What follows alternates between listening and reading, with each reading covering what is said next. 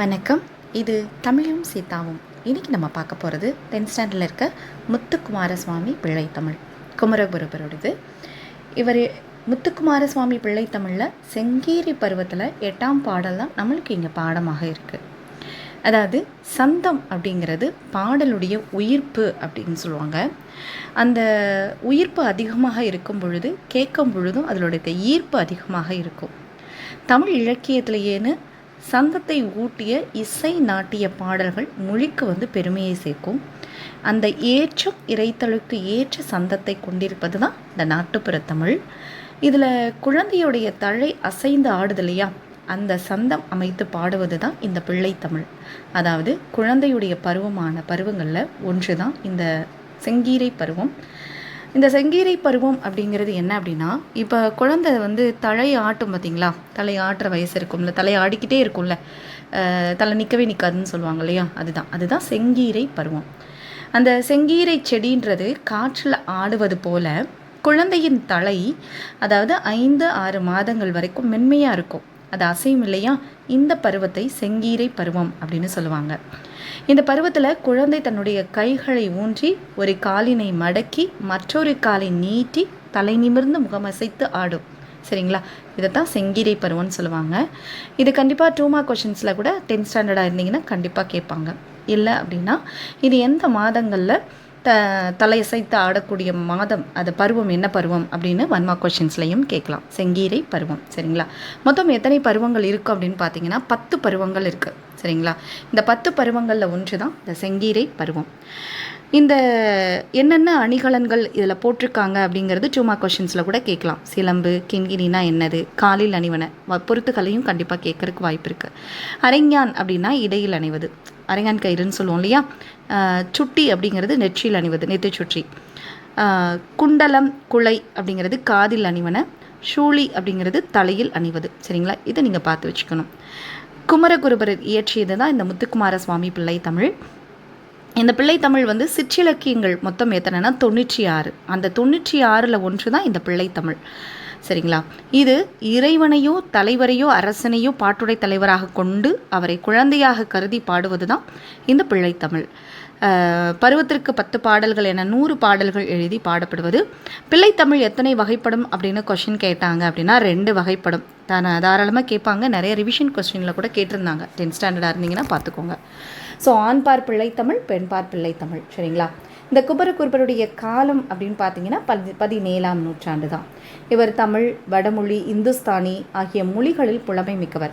இந்த இந்துஸ்தானி மொழி அப்படின்னு சொல்லி பார்க்கும் பொழுது குமரகுருபர்லாம் அவருக்கு அந்த இடத்துல போனோடனே கடவுளுடைய அருள் இருக்கிறனால தான் வாய் பேச முடியாதவர் கூட அழகாக இந்துஸ்தானி மொழியில் பேசினார்.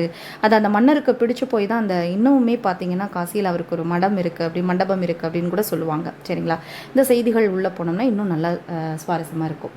ஸோ இது ரொம்ப புலமை மிக்கவர் அப்படின்னு சொல்லுவாங்க.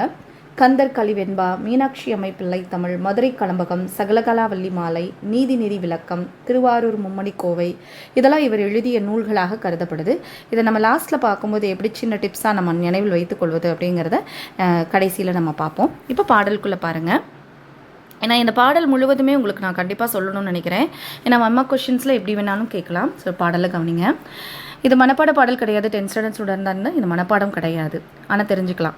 செம்பொனொடி சிறு கிங்கினியோடு சிலம்பு கலந்தாட, திரு அரைஞான் அரைமணியோடு மொழி திகழ் அரை வடமாட, பைம்பொன் அசும்பிய தொந்தியோடு சிறு பண்டி சரிந்தாட, பட்ட நுதற்பொழி பொட்டொடு வட்ட சுட்டி பதிந்தாட, கம்பி விதம் பொதி குண்டலமும் குலை காதும் அசைந்தாட, கட்டிய சூழியும் முச்சியும் முச்சி கதிர் முத்தொடுமாட, பவழத்திரு மேனியோடு ஆடிட ஆடுக செங்கீரை, ஆதி வைத்தியநாத பூரிக்கு ஆடுக செங்கீரை. இது செங்கீரை பருவத்துடைய பாடல் 8 தான். சரிங்களா, அதாவது இந்த இடத்துல பார்த்தீங்கன்னா நிறைய இருக்குது. அதாவது திருவடியில் அணிந்த அந்த கிங்கினி இருக்கு இல்லைங்களா, அது சிலம்புகளோடு சேர்ந்து ஆடட்டும். இடையில் அணிந்திருக்கக்கூடிய அந்த அரைஞான் கயிறு இருக்கு இல்லையா, அந்த அரை வடமும் சேர்ந்து அதோட ஆடட்டும். அந்த பசும்பொன் ஒளி அந்த தொந்தியோட சிறிய வயிறு இருக்கு இல்லைங்களா, அதில் போய் அழகாக சரிஞ்சு ஆடட்டும் அப்படின்னு சொல்கிறாங்க. இந்த குழந்தை பருவம், அதாவது முத்துக்குமாரசுவாமி பிள்ளைத்தமிழில் இறைவனை குழந்தையாக பாவித்து பாடக்கூடிய பாடலுங்கிறதுனால அவ்வளோ அழகாக பாடியிருக்காரு. அதே மாதிரி பார்த்திங்கன்னா அந்த நெற்றியில் விளங்கக்கூடிய அந்த பொட்டு இருக்கு இல்லைங்களா, வட்ட வடிவமாக இருக்க, அது சுற்றி பதிந்து ஆடட்டும்.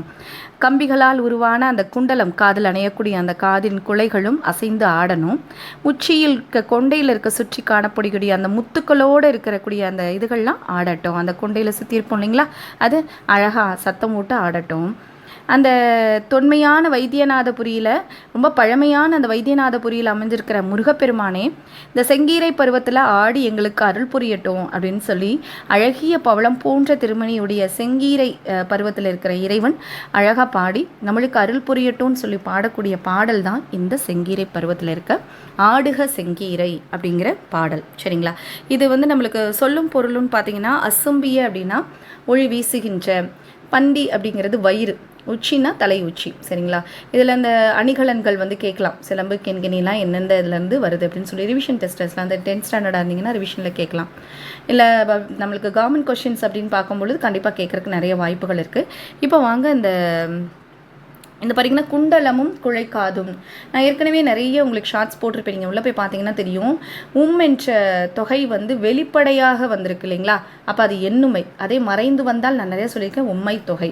ஆடுக க க அப்படிங்கிறப்ப க இயர் அப்படிங்கிறப்ப வியங்கோல் வினைமுற்று. சரிங்களா? அதே மாதிரி பதிந்து அப்படின்னு பார்க்கும் பொழுது நம்மளுக்கு பதி கூட்டல் இத்து இந்து இத்து ஊ. நம்மளுக்கு பதி என்பது எப்பயுமே கட்டளை வாக்கியம் பகுதி, இத்தானது சந்தி, இந்தானது விகாரம். இந்த இத்து எப்பயுமே இறந்த கால இடைநிலை, ஊ என்பது வினையற்ற விகுதி. அதே ஆ வந்துருந்துச்சுன்னா நம்ம சொல்லியிருக்கேன் பெயரற்ற விகுதின்னு சொல்லி. சரிங்களா? அதேமாதிரி பார்த்தீங்கன்னா இந்த பாடல் வரிகளை நம்ம இந்த நூல்களை எப்படி வந்து எளிமையாக ஞாபகம் வச்சுக்கிறதுன்னு பாருங்கள். முத்துக்குமார சுவாமி பிள்ளை தமிழில் குமரகுருபரர் வந்து முதல்ல வந்து கந்தரை போய் பார்க்க போகிறாரு. கலிவெண்பா பாடிட்டாருங்களே, கந்தரை மட்டும் பாடினா பத்தாது இல்லையா, மீனாட்சி அம்மை மதுரை அப்படியே வந்து மீனாட்சி அம்மை சுற்றி பார்த்துட்டு மீனாட்சி அம்மைக்கும் பிள்ளை தமிழ் பாடியிருக்காரு.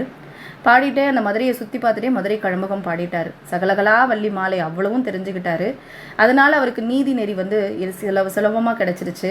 உடனே எங்கே போகிறாருன்னா திருவாரூரில் போய் மும்மணி கோவை பாடிட்டு வந்துடுறாரு. சரிங்களா? இதுமாரி ஊர் ஊராக சுற்றிட்டு வந்து எல்லாருக்குமே கண்டிப்பாக பிள்ளை தமிழ் வெண்பால நிறைய பாடியிருக்கிறவர், இதில் கம்மியாக இருக்குது அவ்வளோதான். சரிங்களா? நிறைய நூல்கள் பாடியிருக்காரு.